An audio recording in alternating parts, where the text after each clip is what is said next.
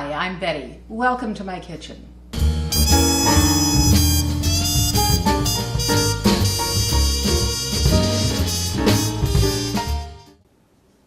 A favorite American breakfast, pancakes, especially buttermilk pancakes. And sure, you can buy a box at the supermarket and maybe just add some oil and an egg or water, but homemade is so much better and really not much more trouble. So here are the ingredients for homemade buttermilk pancakes. Now, I'm making just enough for two. So I've got half a cup of flour, a half teaspoon of baking powder, a quarter teaspoon of baking soda, a quarter teaspoon of salt. Then I have 2 tablespoons of sugar. I've got 3/4 of a cup of buttermilk here and a tablespoon of melted butter. Now I only need half an egg, so I want to show you exactly how I do that. It's not a big deal at all. I'm just going to crack this into my bowl and save half the shell. Give it a little mix. I'll put this right in my buttermilk, and then I'll pour half the egg in there. Not a big deal.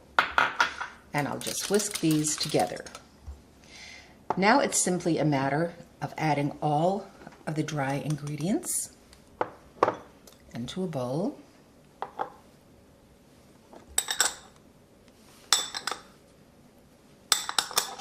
We'll give these a stir to mix. And then we'll add our buttermilk egg mixture.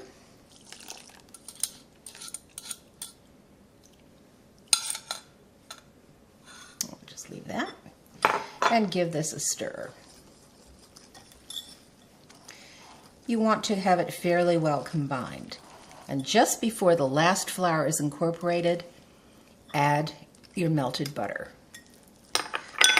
And again, stir to combine. Now, if you don't happen to have buttermilk, what you can do is take a cup of milk, regular 2% skim, whatever you have on hand, add a tablespoon of lemon juice or white vinegar, let it stand for about 5 minutes, and that will work just as well as the buttermilk.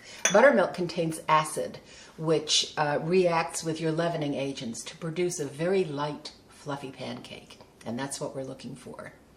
Now, to gild the lily just a little, I'm going to add some fresh blueberries to this mix. Let's see, I think I'll just take this and fold them in a little. Now you want to preheat your griddle and butter it lightly, and you'll be all set to make some gorgeous pancakes. We'll take this over to the stove. My griddle is nice and hot, and I'm just going to take a silicone brush with some soft butter and give this a light grease. Even though it is a non-stick skillet, the butter just gives a little extra flavor.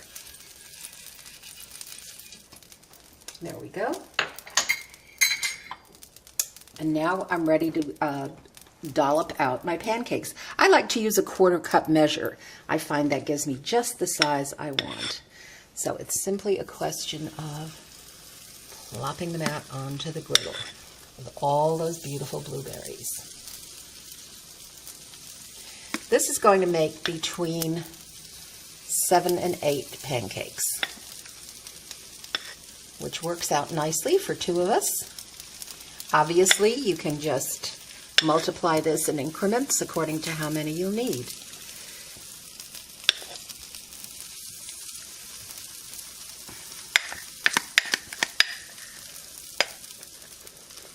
Good to the last drop.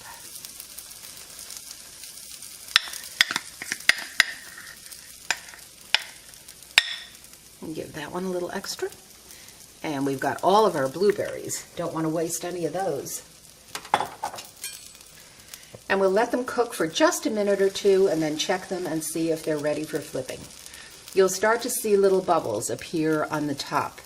The bubbles start on the edges pretty quickly, but you want to wait until you see a couple starting toward the center. I can hear the blueberries start to pop, which is another good sign that these are just about ready for turning. So let's check one and see what it looks like. I'm just going to slide my spatula under and take a look. That is nicely browned. So we're going to flip that one over.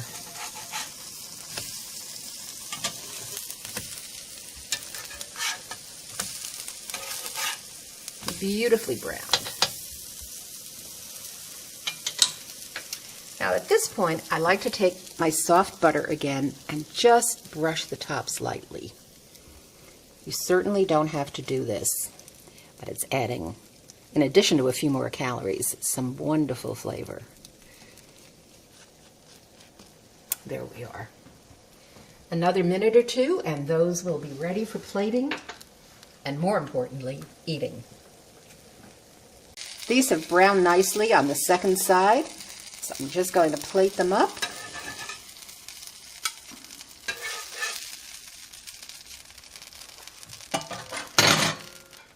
Add a little warm maple syrup, and there you have a delicious breakfast of blueberry buttermilk pancakes. I know you'll enjoy these.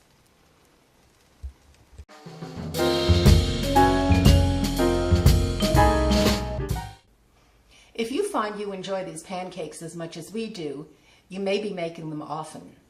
Now, it's a nuisance to have to stop and measure out all the dry ingredients every time. So what I do is I take a half dozen cups, line them with a little plastic bag, and pre-measure everything in.